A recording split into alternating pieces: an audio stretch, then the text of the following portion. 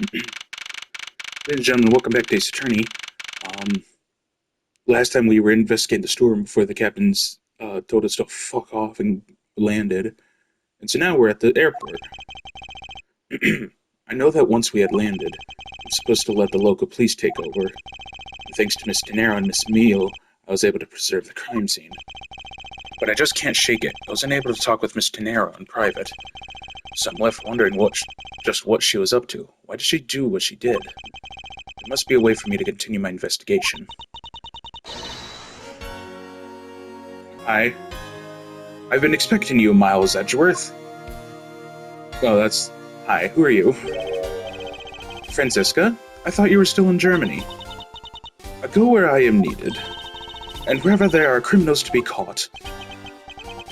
Her name is Francisca von Karma, the daughter of my mentor, Manfred von Karma. She, like myself, is a prosecutor. Are you heading up this case? It would be a bit of a relief if you are. Don't you try to flatter me, Miles Edgeworth. I'm placing you under arrest. Ow. What? It's quite frustrating, actually. I'd hoped to exact my revenge on you in a different venue, but I'll have to take what I can get. I never thought I'd see the day. And a disciple of the House of Von Karma would become a criminal. Have you no shame? Wait, there's all been a big misunderstanding. I didn't kill the victim. Misunderstanding? Heard all about the murder over the police radio from the captain himself. You waited for the victim on the first floor and then beat him to death. Francisca, do you honestly believe that I killed a man? I suppose I should reserve judgment until after I have investigated this for myself. I could put your arrest on hold until then. That's as it should be. Ha! I don't need a lecture on how to perform my duties from you, of all people. To be perfect in every way, the fulfillment of that creed alone is all I strive for. Well, I have my own creed, which I must fulfill, so why don't we solve this together? I have to get going. The crime scene awaits. Don't you dare leave town. Trust me, I had no intention to. Detective Gumshoe! Yes, sir! Hey, buddy! Too slow. Ow! Listen up. I'm leaving you in charge of watching this man. Don't mess up, understand? Mr. Edgeworth, I'm supposed to guard him? A simple yes or no, detective. Yes, sir. Understood, sir. You just leave it to me. Miles Edgeworth, if you interfere with my investigation, I'll arrest you on the spot. Are we clear? Now then, if you'll excuse me. Hey, buddy. Good to see you again, Mr. Edgeworth, sir. Boy, am I glad to see you're okay. Thank you, detective. I believe in you, sir. Sir, you can lean on me. I'll get you through this. I have to admit, I'm a bit curious as to what Francisca is up to. Maybe I should ask the good detective. Very well. In that case, I have a few questions for you. Hey, buddy. So how's the initial investigation going? We just shipped the body off to the coroner's office, and we're taking statements now, sir. It sounds like Francisca. She was always good at quick responses to a case. I say she was a little too quick, sir. Oh? How so? I rushed on over as soon as I got word of the affair, sir. But somehow, when I got here, Miss Von Karma was already here barking out orders at everyone. It was kind of creepy, as though she knew there had been a murder here or something. And had come in advance to await your flight's arrival. That is sort of odd. She did show up rather quickly, and out of the blue. Plus, I still don't know why she's here in America. There must be some backstory to all of this. Miss Von Karma just kind of popped up at the prosecutor's office about a week ago, sir. Something about chasing down leads related to a certain incident. No details? It's kinda top secret, so she can't talk about it, even with me, sir. Knowing her, the only type of talking she likes to do is with her whip. Plus, I doubt the top secret part was what stopped her from talking to you, detective. Although, I wonder if her case has anything to do with mine. Anyway, that's about all the info I have, sir. We should find out more as we investigate. Yes, it is high time to resume my investigation, starting with talking to the people involved in this case afresh. Well, okay, these guys weren't on the thing, so we head back in? Alright.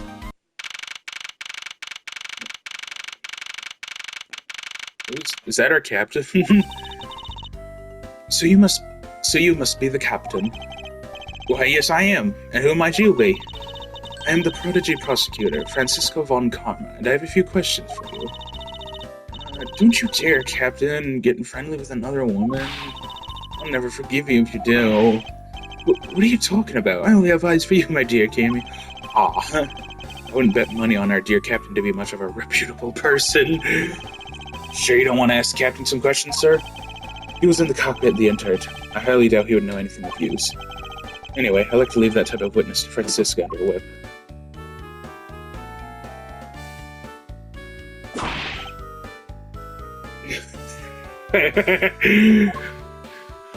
That sounds about right. Poor Gumshoe's got fucking traumatized. March 12th, 1:40 p.m. Flight 239. First floor, lounge. Oh, see here! Ah! Sorry! How long do you intend to hold me? It is impossible for me to be the criminal, I told you! Mr. LeBlanc. Oh, it is you. Tell this man to stop stopping me from going. Time is money. I don't have 1 second of wasteful time to spend. Oh, I'm actually allowed back? Hold on, I'm curious. Food. And this he was constantly drinking something. You know, right before payday, I do nothing but drink the soup from my instant noodles. That much sodium can't be healthy. You might want to go in for a checkup. Oh, did you really think I was serious, Mr. Edgeworth? What did I do? I just point at him? I'm sorry, sir. I'll never make another joke like that again. Alright. Damn, that's a parfait. What's this? What is it, detective? Did you find an important piece of evidence? A giant parfait on top of bread and steak? Paint me jealous, sir. It's a feast. Maybe I should just let him have the giant parfait so that we can move on. I'm pretty sure you'd appreciate it. This is my chair, wasn't it? Hey, Mr. Edgeworth, I think you have too many red knights on this board. It's just your imagination.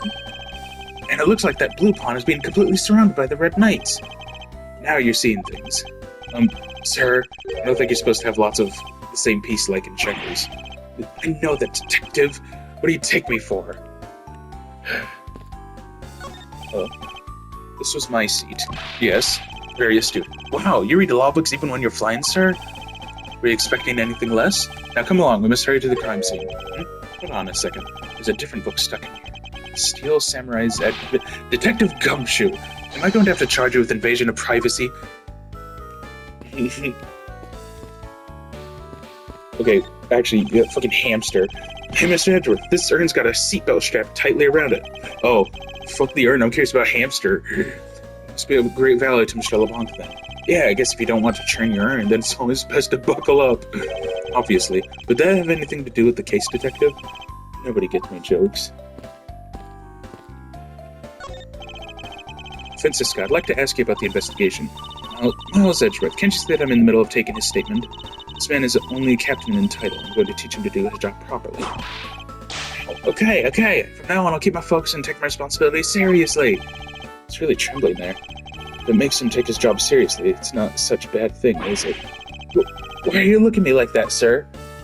You know, I think maybe I should get out of her way. Alright. Did you finish taking his statement yet? Yep, all done, sir. I do not concern if you're not done examining the cargo hold. I want my cargo back. Your cargo? If you make a single scratch on my art, you will pay. Art? What sort of art? Mr. LeBlanc is an art dealer, so he's got a bunch of artwork down in the cargo hold, sir. There's practically a mountain of them, large and small. From folk costumes to stone statues, I sell all kinds of art. Folk costumes? Speaking of which, Mr. LeBlanc's hat. It kind of looks like that other piece of cloth. This one, right? Mr. LeBlanc, can you please take a look at this for me? Oh, it's Borginian cloth. As I suspected, your hat is made of the same material, I suppose. Yes, of course. This fabric is so famous, orders come from over the seas for more. Interesting. Then this is the cargo you were talking about earlier? No. My cargo this time is much, many gigantic.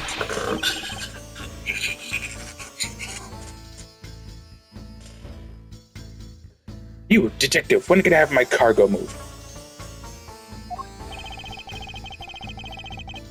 You can get your cargo back when we're done investigating, pal. The stubbornness of you police, it is no good. And it is no good that attendant refuses to exit the attendance room, too. That attendant? I wonder if he's talking about Miss Tenero.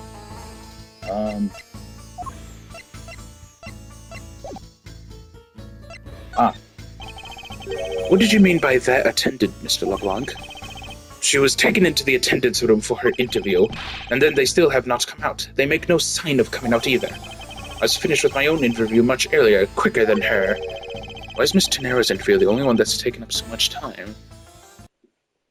Okay. Miles Edgeworth, you were given free rein to examine the plane, weren't you? Yes, I was able to obtain the cooperation of the flight attendants. Speaking of attendants, I'd like to speak with Miss Tenero. I wonder if you might grant me permission to enter the flight attendants room? Before I do, you still have to clear up a few issues surrounding your own circumstances. I understand. You may have tricked those attendants with your sophisticated talking, but you can't pull the wool over my eyes, Miles Edgeworth. Francisca's logic, alright. Let's not complicate things and go with the most obvious conclusion. The scene of the crime was here, in the very lounge the body was discovered. From the time the victim was seen calling for an attendant until his body was found, the only person in this lounge the entire time was you, Miles Edgeworth. This unmistakably makes you the likeliest suspect. The likeliest suspect, Francisca? Do you have a problem with that? No, but it's not like you to use such vague wording. You're usually a bit more absolute. I'm simply trying to watch out for you. Or is my kindness too hard for you to comprehend? Thank you, but your leniency is unnecessary, for I will prove my innocence soon enough. If I want to continue my investigation, I'll have to break her line of logic fast.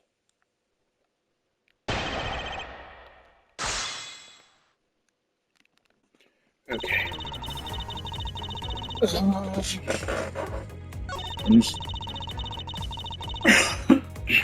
No. It was in the elevator, wasn't it? Objection! This piece of evidence perfectly exposes a flaw in your logic. Oh? Well then, why didn't you show me how it does just that? Go on. Oh, I bet it's this part, right? This conflicts with something, right, sir? You have no idea what you're talking about, do you? Detective Gumshoe, don't speak up when you don't know what you're talking about. Ouch. Just trying to follow your lead, sir. That you would allow a subordinate to take over? You're a disgrace. Ow. Alright.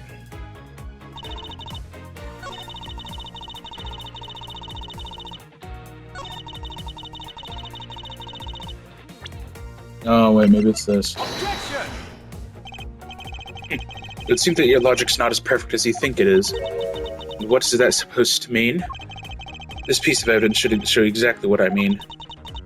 Oh, yes, it clearly shows that you're thinking, that you're attempting to buy yourself time. Fuck. Okay. Hold it! Alright, I press her, maybe. So tell me, Francisco, do you know all there is to know about the crime scene? I know all that I need to know in order to arrest you. And nothing more? Are you saying there's more I need to know? Why did you whip me, sir? Sorry, Scruffy. My hand must have slipped. It would appear that Francisco doesn't have all the facts of this case yet. Fuck.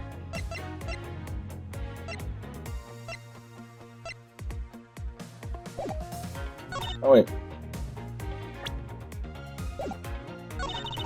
Hold it! What do you mean by scene? Please stop pretending like you don't know. It's insulting. Obviously, I'm talking about Mr. Hicks was seen calling for an attendant at 5 a.m. And then, from the time after that call until the body was found, the only person in this lounge was blah, blah, blah. Well, it's true that I was in the lounge the whole time. The fact alone does not make me the criminal. Objection! What the fuck? Ha! We'll see about that at the conclusion of this investigation. However, there is one thing that even you must admit at this time. This understatement makes you the light.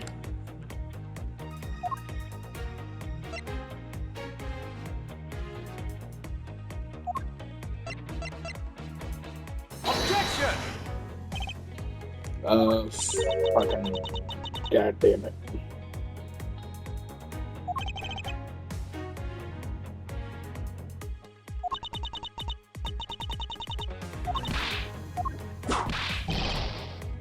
Fuck. Likely suspect, huh? What a roundabout euphemism. But it would appear that she doesn't yet know about the new evidence that we acquired and where we acquired it.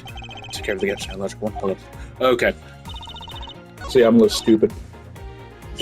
Excuse me.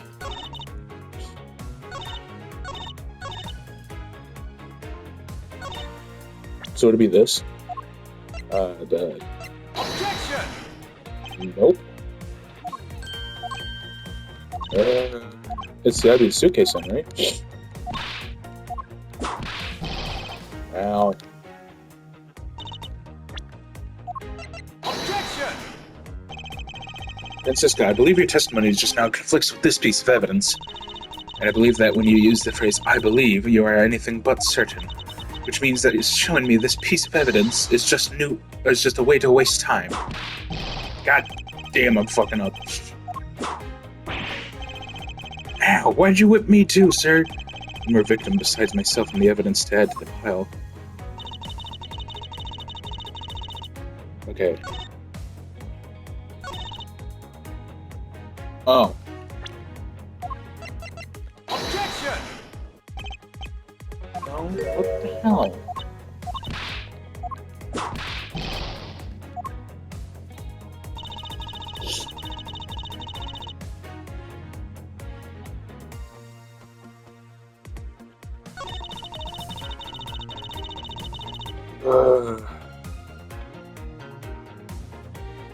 I'm...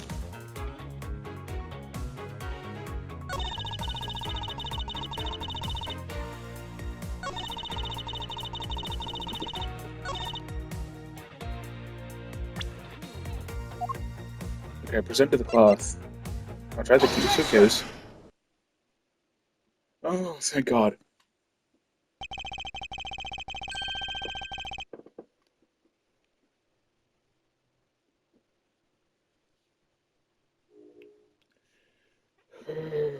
Alright. It would appear that you did not have all the information you needed after all. And what does that mean? I found a nice piece of evidence just before I was forced to stop investigating. A piece that proves that the body was moved from a different location. The killer used this suitcase to move the victim's body, meaning that the real scene of the crime is not this lounge at all. Objection! Now, who's the one rashly jumping to conclusions? Excuse me? All you did was find this piece of cloth inside the suitcase. That doesn't prove the body wasn't moved. It could be that the killer simply chose the suitcase as a good place to hide the cloth. I expected you would come to that conclusion. It would seem I can't escape that easily. You should know better than that. Von Karma is perfect in every way. Ah, but did you know that the killer definitely wheeled the suitcase around at some point? As if there's proof of that. Where's the proof that this suitcase was moved around? Oh yeah, wait. We found the tire track things here. Spilled grape juice in front of the elevator. Yes, and I'd like to draw your attention to this area here. Yeah. The tire tracks. Take that!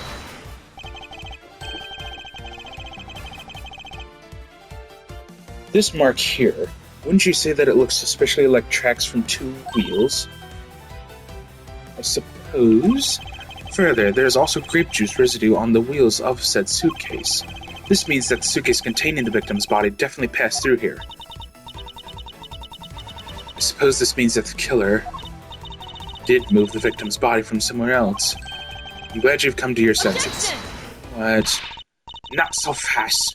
This still doesn't put you in the clear, not by a long shot. Sorry. Alright, part 2. You prepared yourself and acquired the piggy bank for it before the plane hit the turbulence. And then you waited for the victim in the lounge where you beat him to death. Then, while you were in the elevator with the victim's body stuffed into the suitcase, the plane hit that patch of turbulence and out flew the body from within the suitcase.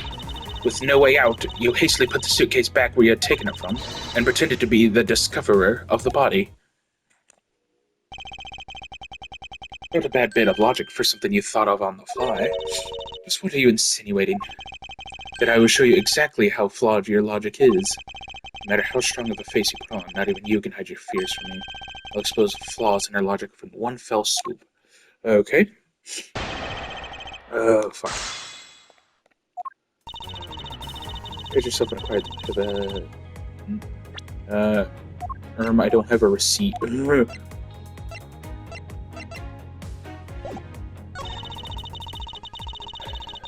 Just want to beat him to death. Wait.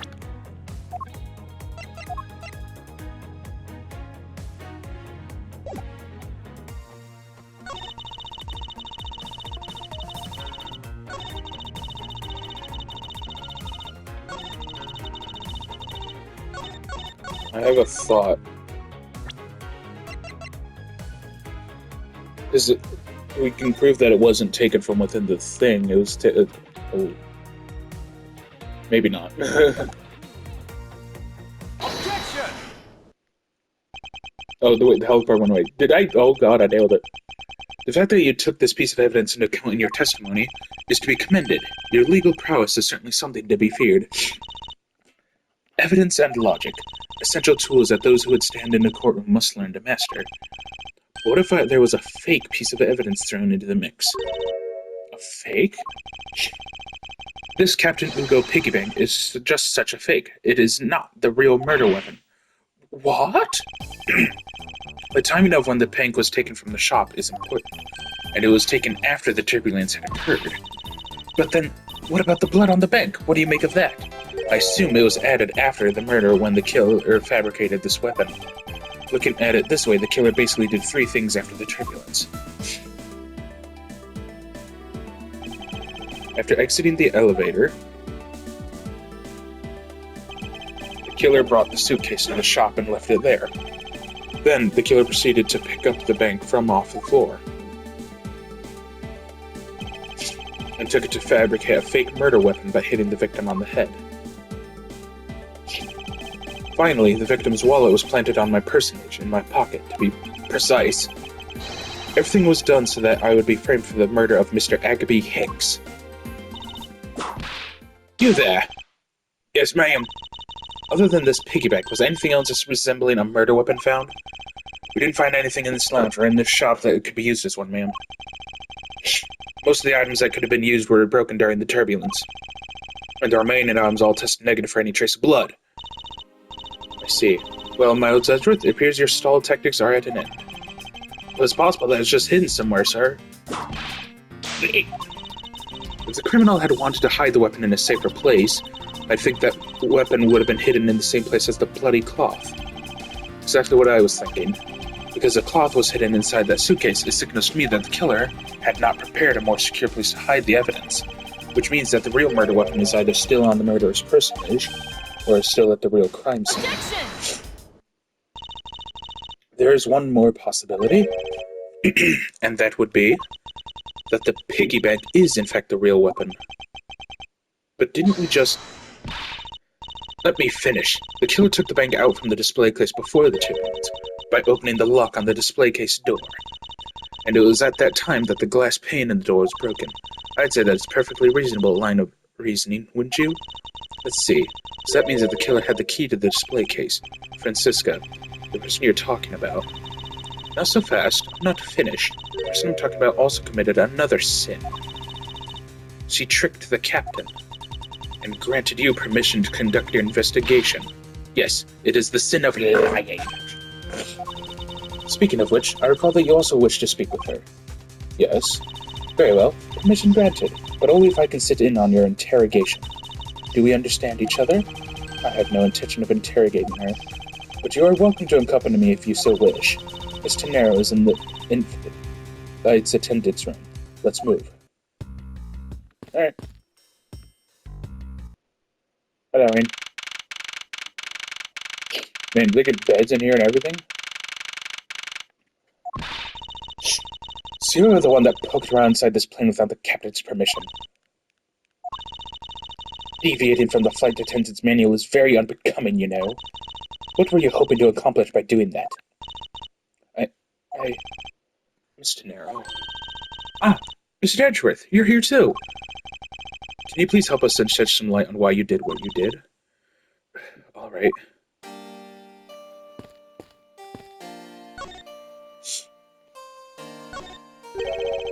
Why did you lie about receiving the captain's permission like that? Because I didn't think I would be able to get his permission. What do you mean? The captain, he only has ears for Cammy.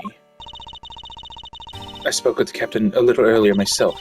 He definitely seems to be rather taken with Miss Mila. Yes, and on top of that, I had mistakenly accused Mr. Edgeworth of being the killer. I wanted to make amends. In that case, please allow me to thank you for what you did. Thanks to you, I was able to clear myself of all charges. Really? You're able to prove your innocence? Oh, thank goodness! Mr. Nero, is it? There is one more thing I'd like to ask you. You were in the in-flight shop just before the turbulence, weren't you? Please, answer honestly. Yes, I was. And why were you there? Well, Why the sudden hesitation? Francisca seems to have struck a nerve. All I did was go to check up on the shop like I always do. You're saying it was for work, then? Yes, I'm in charge of the shop, so I have to keep an eye on it. I don't have any reason to go there otherwise. After your visit to the shop, you paid a visit to this room, correct? Yes, I came back to freshen up and adjust my makeup. I'm sorry, but there isn't much to tell. Miss Tenero claims to have no reason other than duty to go to the shop. But is that all there is to it? Maybe I should ask her about that thing. The case she designed? If you could please take a look at this for me, Miss Tenero. Oh, the suitcase. Yes, about the suitcase. You are the one who designed it, correct? And I think I figured something else about it. This suitcase is the reason you went on to the shop, isn't it? There's nothing you won't find out eventually, is there? Would you please tell me more about the suitcase? Yes, I was interested in seeing how the suitcases I had designed were selling. I know that as a service professional I'm not supposed to care, but I really wanted to know. And I was glad to see that it was the last one there. Yeah.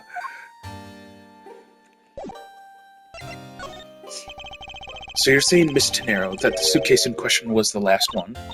Yes, they're just so popular, they're practically flying off the shelves. Oh, you're twitching. You're lying. It's not exactly the impression I got. The one in this shop is most definitely the last one. Well, we're currently looking at that suitcase. Really? Then I guess we sold all of them. Thank you very much for taking the last one. Unfortunately, I didn't say anything about buying it. Then say you'll buy it. I'm sorry, I can't.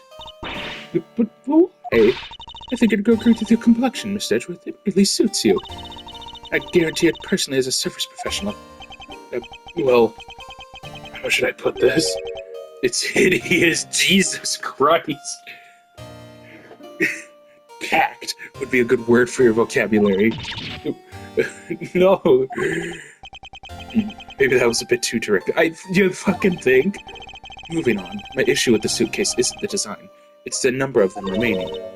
Remaining? There were 2 suitcases in the in-flight shop when I investigated it. 2? But that's impossible. I'm sure there's only 1. Looks like her story has generated quite the contradiction. But when I left the shop, I'm positive there's only 1 suitcase left. Something is amiss here. What could be the meaning of this inconsistency? By the way, Miss Tenero, what is one of those suitcases doing here? I thought you said there was only 1 left. That one is, it's mine. I've used it for a very long time now. She's used it for a long time? I think not. Miss Tenero, I'd appreciate it if you wouldn't lie to me. Excuse me? I don't believe for even 1 second that you've used it for a very long time. What proves this? Is it by chance the very expensive price tag? Tell me, Miss Tenero, is it your habit to keep the price tag pristine on your suitcase? Ah, what is the meaning of this? Why would you lie about a suitcase? Despite having faith in her design sense, the sales numbers made her cry bitter tears. The truth is becoming increasingly clear to me. Miss Tenero, I think I understand.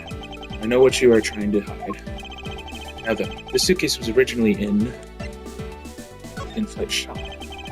Seeing as how the precise tag is still on this suitcase, one can only assume it was out on the floor for sale in the shop. And the person who bought this suitcase Take that! was you. Was you, wasn't it, Mr. Nero? I hate to say this, but the suitcase that you designed, it hasn't sold very well, has it? You saw how poorly this design that you had poured your heart into was selling, and you were deeply hurt.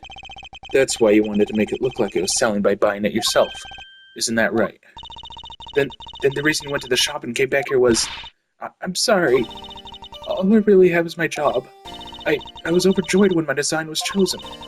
I thought that maybe I'd finally accomplished something. But the suitcases didn't sell. It's because of the design, isn't it? Well, because it's, as you put it, hideous. I can't say they chose a great place in which to sell them either. We weren't selling a single one, and they were just sitting there collecting dust. I felt so bad seeing them there, day in and day out. So I decided to buy one for every flight I worked. You buy one every single time you work a flight? I see. So in order to keep your resolution, you went and bought one today as well. Yes, and here's my receipt for that purchase. This receipt is clearly timestamped 5:40 a.m. Ooh, interesting. Well, that definitely clears up the murder then. The truth is, there's still a bunch of them left unsold. They're planning to scrap the remaining ones at the end of this flight. Oh. Mr. Nero, where are these other suitcases? They should all be down in the cargo hold. Then the suitcases the killer used could very well have come from the cargo hold. Mr. Edgeworth, you don't think the killer used one of my suitcases to... Yes, I do. The killer used one of your beloved suitcases to move the victim's body. How could they? The suitcases were meant to be faithful partners to our passengers on their trips. That's all I ever wished for them to be. Mr. Nero, is there any other way to get to the cargo hold other than the elevator? The only other way is just through that door there. And what about security? That door has no special lock installed, because just to enter this room, you need a special key card that only crew members have access to, which means that the culprit is someone who can enter this room, eliminating the passengers and leaving only crew members as potential suspects. I can't believe it. Oh, what? Yes, Francisco? Going on these wild goose chases, you're a disgrace to the Von Karma name. Fuck the Von Karma name. That ain't my name. And what do you mean by that? The suitcase came from the cargo hold. That fact alone tells the whole story. Yes, which is why I said the culprit must be a crew member who used their key card. Miles Edgeworth, you're proposing that the killer rode the elevator from the cargo hold, correct? Yes, that's the only realistic possibility. That other attendant, Miss Meal, I asked her earlier, she had this to say. Francisco got information out of Miss Meal. In order to make the elevator go down to the cargo hold, a different keycard is required. A different one? Yes, and the only person who holds that particular card is you, Miss Rhoda Tenero, and only you. What? Is this true, Miss Tenero? Yes, I keep that keycard in my locker at all times. Could you please show us that card right now? Yes, hold on.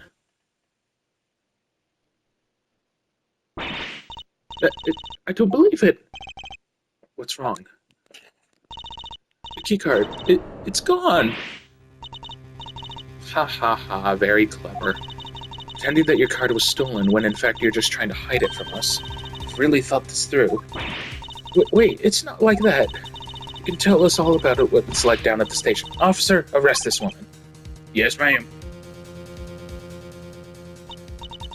Mr. Edgeworth.